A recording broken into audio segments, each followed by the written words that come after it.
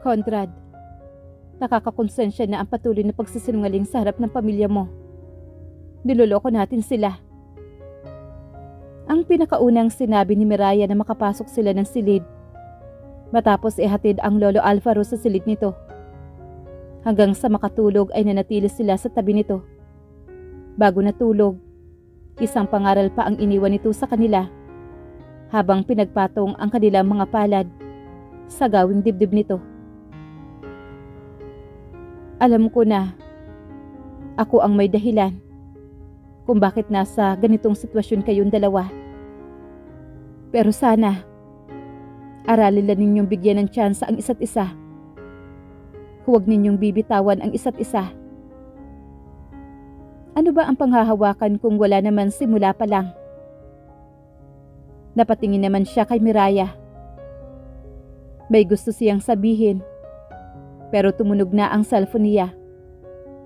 Mukha ni Olga ang lumitaw roon. Ilang oras lang ang pagitan ng huling tawag nito sa kanya. Sagutin mo na muna siya. Huwag mong paghihintayin. Eksaktong pagdampot niya. Napatay naman ang tawag. Tatawag ulit yan. Muling umilingaw-ngaw ang telepono niya. Sige, sasagutin ko muna. Sa teres niya piniling kausapin si Olga. It was a video call. Nakangiti ito nang batiin siya. Akala ko hindi mo na ako sasagutin. Ani mo nagtatampong saad nito? May ginagawa lang ako. Hindi ka ba busy? More or less. Nasa 6 na oras ang diferensya ng France at Pilipinas. Kumain ako sandali. Iniwan ko muna pansamantala ang trabaho. Ikaw, anong ginagawa mo ngayon? Kita nga niya sa background ang mga mesang may mga parokyanong kumakain. Papatulog na ako. Napangiti naman ito. Sa ganito kaaga, alam ko na kung bakit. Wala ako riyan. Walang nagpapainit sa gabi mo. Iniangat naman ni Olga ang tasa nang iniinom nito at sensual na isinayad ang mapupulang labis sa rim nito. Nang ibaba nito ang tasa sa mesa, napalitan ng pagiging seryoso ang anyo nito. Basta na lang nakatitig sa kanya. I miss you, Conrad.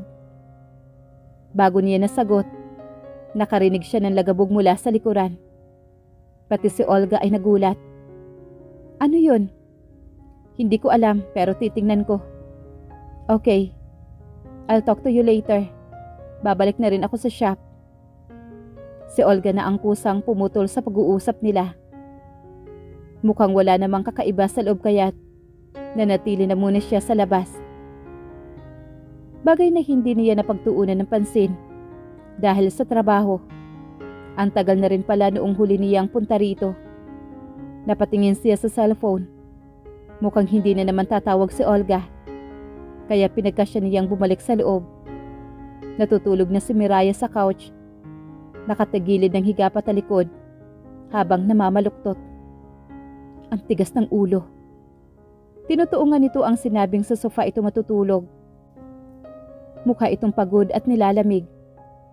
Kung bakit ba naman kasi sa sahig, nakakumot at hindi ang katawan nito. Ito ang babae. Ito dapat ang nakahiga sa kama. Isinuksok niya ang kaliwang braso sa ilalim ng leeg nito at sa ilalim naman ng tuhod ang kanan at maingat niyang inilapag ang maliit at magaan na katawan ni Miraya sa gitna ng kama at kinumutan. Mahirap na. Nang makumutan ang babae, lumabas siya ng silid at minabuting magtungo sa rough deck. Doon na muna siya magpapalipas ng gabi. Na makaramdam ng antok, ay pumasok siya sa silid, nakatabilan ng deck, at nahiga sa kama. It was his personal space. Dito siya noon gumagawa ng mga plates, ng mga thesis. Katunayan ay naroroon pa rin ang ilang mga gamit niya. Naroon pa rin ang mga larawan nila ni Olga.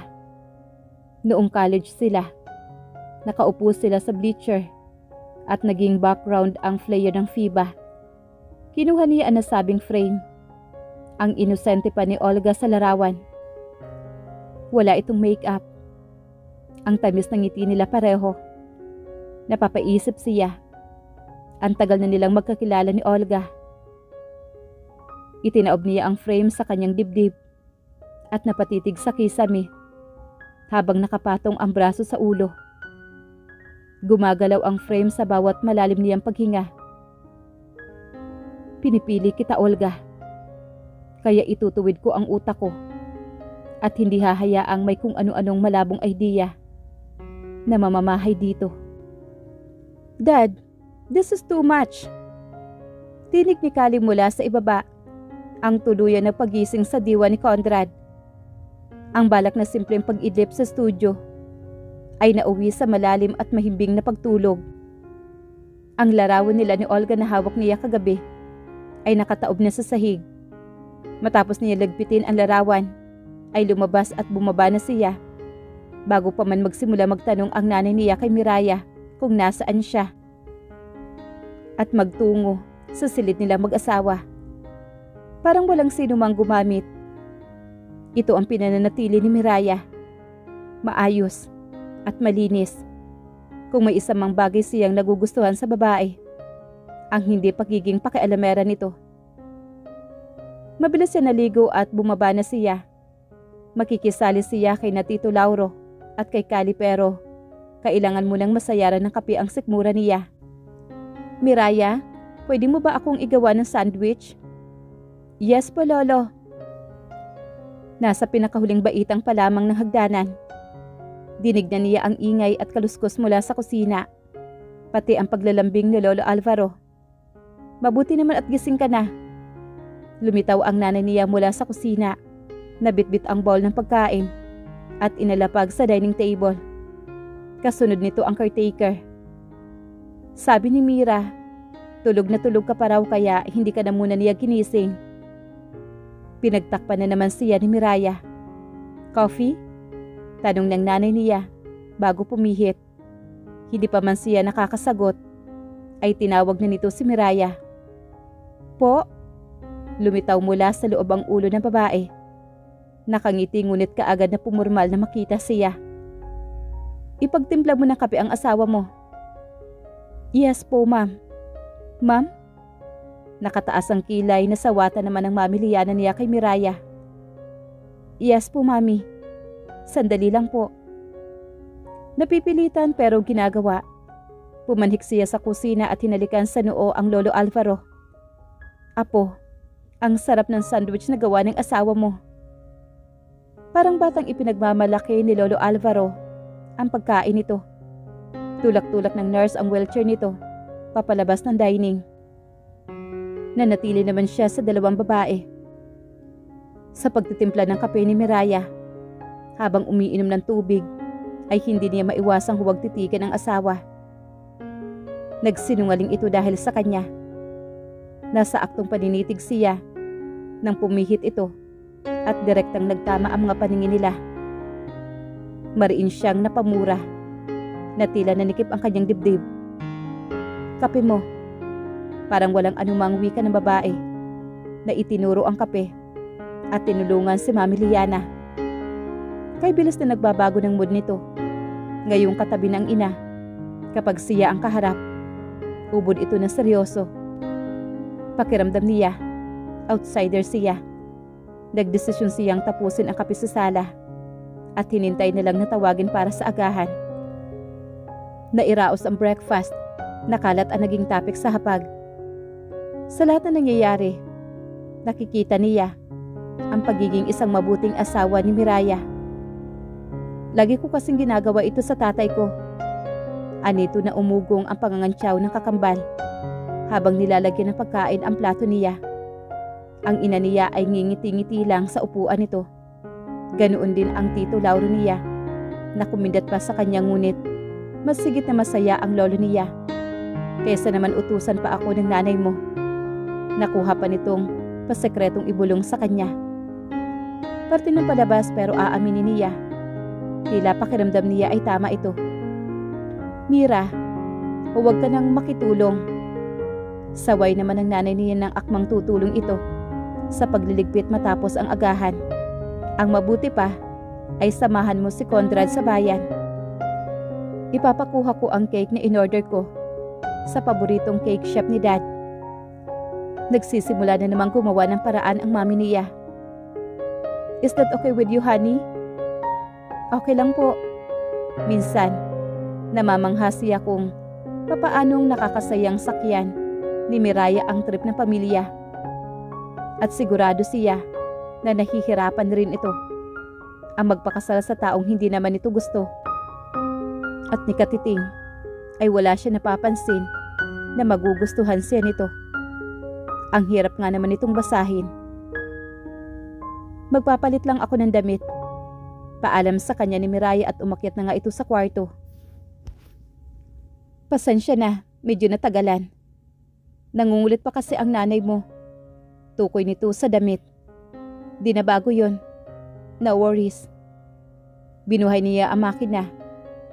Nagpatuloy sila. Nakakairita nga ang katahimikan. Napasulyap siya kay Miraya. Tuwid ang mga mata nitong nakatingin sa unahan, habang nasa kandungan nito ang listahan ng mga bibilhin. Conrad? Yes? Nakatingin ito sa likuran. Nalampasan na natin yung palengke. Akala ko ba sa supermarket? Mas maayos dun. Pareho lang naman ang paninda. Isa pa, konti lang naman tong bibilhin natin. Sa palengke na lang. Sa hindi malamang dahilan, ay napahinuhod siya nito. May mga sasakyang nakahimpil sa gilid ng kalsada. Samot-saring amoy ang nalalanghap niya. Iba-iba ang ingay na nakakaabot sa tenga niya. Tahimik na nakasunod lang siya kay Miraya, papasok sa looban. Hindi nakaligtas sa kanya ang kakaibang titig ng mga nararaan ng kalalakihan kay Miraya. Kaya naman parang naiirita siya. Tingnan mo tong babaeng to. Sa palengke pala papunta. Nagsusuot pa ng ganitong damit. Himutok naman niya sa sarili. Umagapay siya rito. Hindi angkop ang damit sa pinuntahan natin. Kunot noong napatingala naman ito sa kanya. Inginuso naman niyang slit ng damit.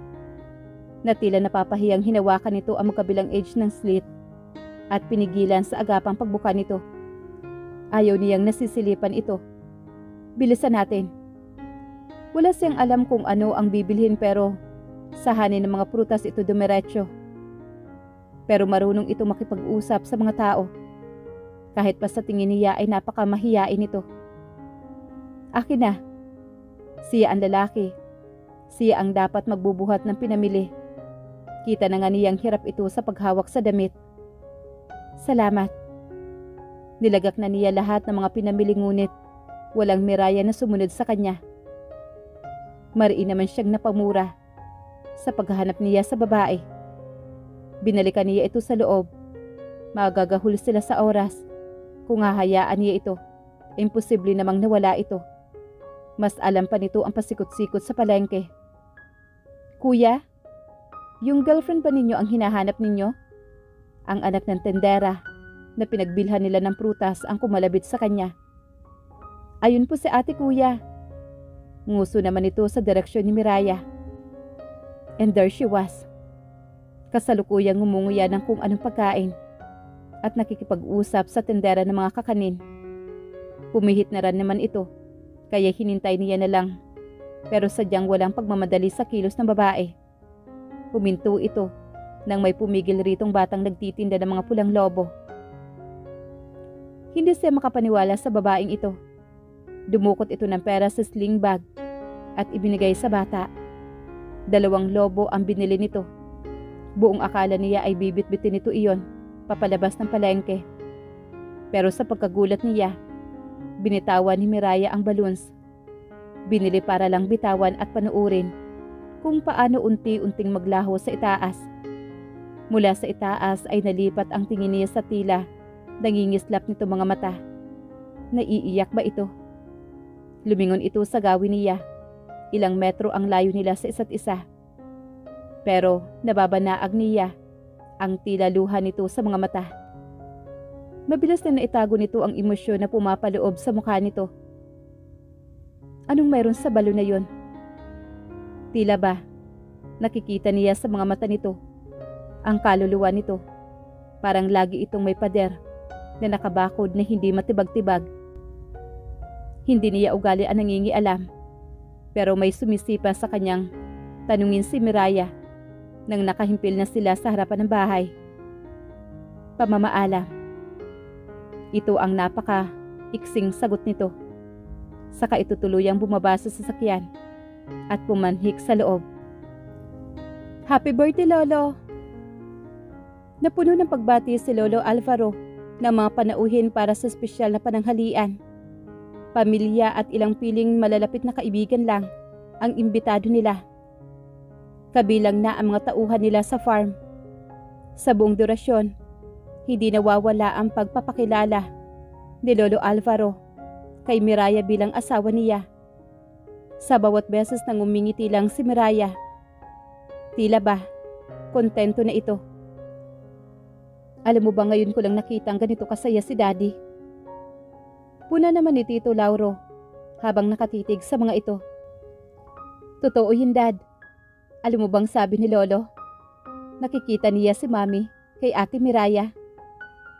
Natawa naman si Tito Lauro sa sinabi naman ni Kalex. Alam ko, anak. At hindi basta-basta mapapasulod ng kuya mo ang asawa niya. Hindi umuubra ang tapang gaya ng sa mami mo noon. Sa kanila na naman ni Miraya na sentro ang usapan. Balak niyang aminin kay Tito Lauro ang lahat. At sa buong pamilya, ito ang mas makakaunawa sa kanya. Pero may tamang panahon para sa bagay na iyon. Dad, pwede ba kaming uminom ng beer? Si Kali na hindi man pumapayag ang ama, ay nakadukot na sa loob ng ice chest. 3 beer ang kinuha ni Kali at binigyan si Mami niya at si Miraya. Ilang sandaling napatitig naman si Miraya sa bote. Daga-atubili itong tanggapin. Come on, ate, beer lang to. Huwag ka mag-alala. Pareho tayong hindi sanay kaya kapag nalasing ka, 2 tayo. Ang isiping maglalasing ang asawa niya ay tinututulan ng utak niya para kasing hindi nababagay sa sistema nito ang alkohol. Hindi siya umiinom. Out of the blue ay nagsalita siya. Napalingon sa kanya ang lahat maliban kay Miraya na hanggang ngayon sa beer pa rin nakatitig. Sa inis niya ay inabot iyon ng babae.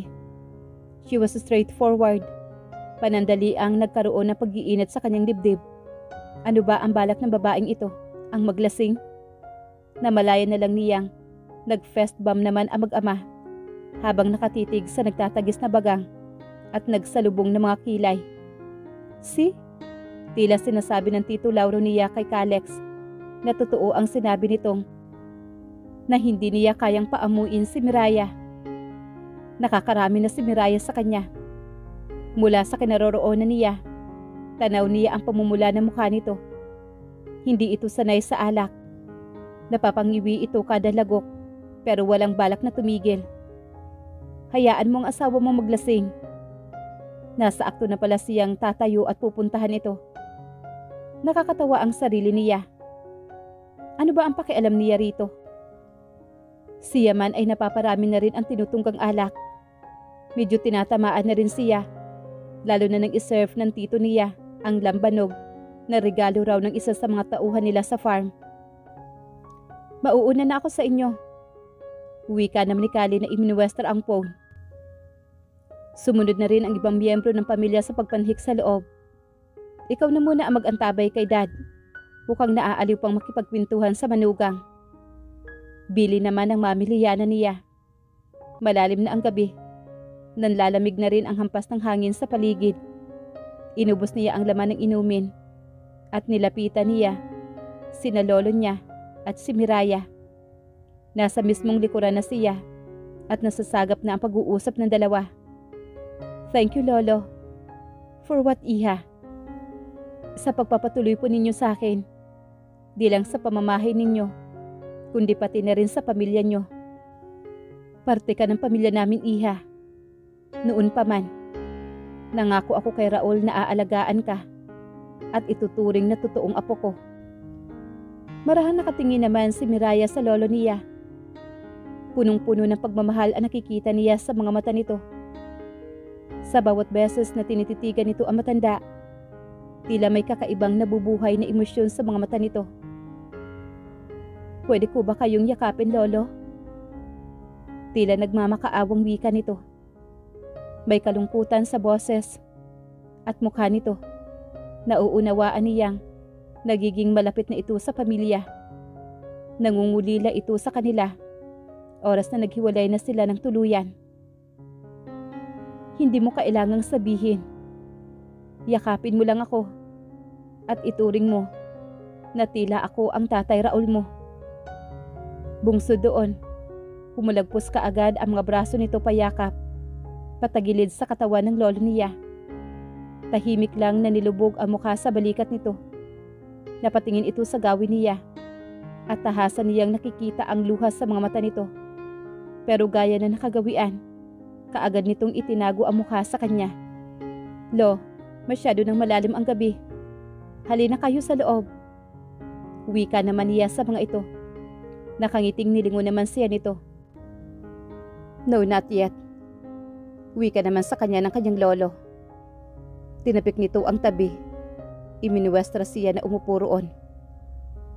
May kuntintong ngiti sa mukha ng lolo niya. Payapa at masayang inabot nito ang kanang kamay niya.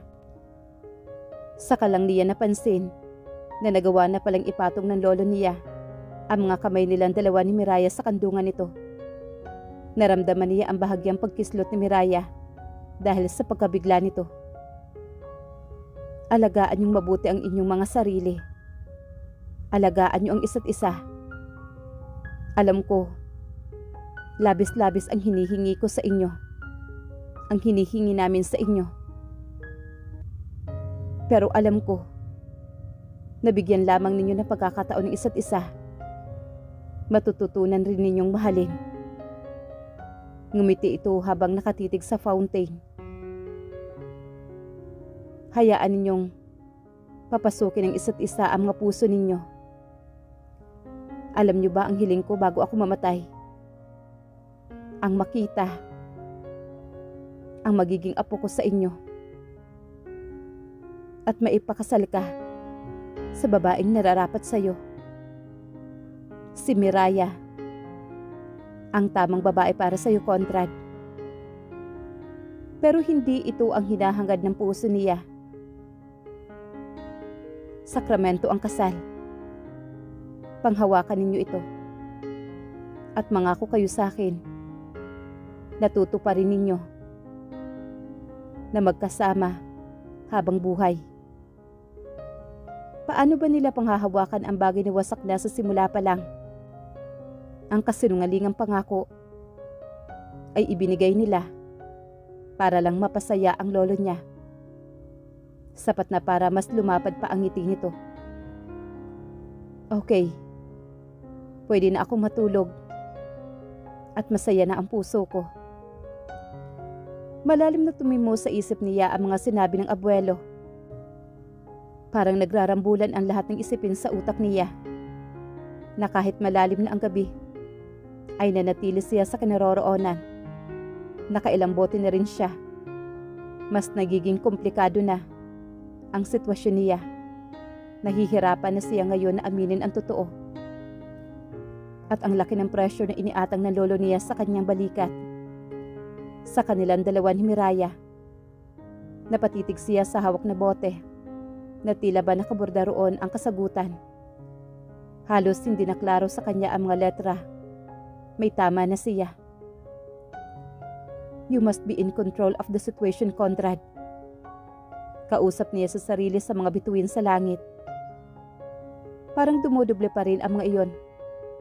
May mga anino na kailangan niyang ipahinga ang isipan. Sumusuray siya na nakatayo. Talagang tinatamaan na siya. Pero umandar na naman ang utak niya. Medyo napalakas pa ang pagsarado niya sa main door. Pakiramdam niya ay hindi niya mararating ang silid kung hindi manguyapit sa railings ng hagdanan. Sa wakas ay nagawa niyang marating ang silid at binuksan iyon. Malamlam na liwanag sa loob. Tanging lampshade lang ang nakasindi. Pasipa niyang hinubad ang suot na sapatos. Sunod niyang inalis ng damit na pang-itaas niya. Ang init ng pakiramdam niya. Sino ba kasing gago ang pumatay sa aircon? Hanggang sa wala nang natira ni isa mang saplot sa katawan. At sinisigurado niya, kung kasama lang ngayon niya si Olga, ay hindi niya tatantanan ang babae. Dumating ka na, Olga. Nais na kitang angkinin. Halos pagapang niyang tinungo ang kama. Para ngayon lang nakatikim na mahiga sa malambot na higaan. Lasing nga siguro siya. Kinapa niya ang remote ng aircon. Sakaling nasa bedside table. Naroon nga, pinaandar niya iyon. Sa lamig ng aircon na lang, niya papatayin ang init ng pangangailangan niya. Bukas na bukas din pauuwiin niya si Olga. O di naman kaya, ay susunod siya rito. Idinipa niya ang mga bisig. Ngunit tila may kung anong bumukol na dadantayan ang kanyang kaliwa. Buwisit na unan. Hinablot niya iyon para ibalibag sa pader, pero iba ang nakapan niya. Lumiyo ang utak niya. Dahan-dahan niyang hinila ang kumot na nakatabing dito hanggang sa tumambad sa kanyang mga mata ang figura na nakahiga sa tabi niya. Nakatalikod ito sa kanya. Asintado man ang alak ng utak niya, pero hindi makakaligtas sa kanya ang magandang kurba at hubog ng namamalas niya. Mas lalong sumidhi ang pangangailangan niya sa katawan. May nakahaing kaaya-ayang nilalang sa kanyang harapan. Itinukod niya ang siko upang sinuhin ito, pero hindi na niya iyon kailangang gawin. Kusa na itong gumalaw paharap sa kanya. Tumama pa ang ilang hibla na mabangong buhok sa kanyang mukha, pati na ang nakakaliyong mabangong hininga. Napakabango ng babae. Kakaiba ang amoy nito. Pinakatitigan niya ang babaeng payapa pa ring natutulog.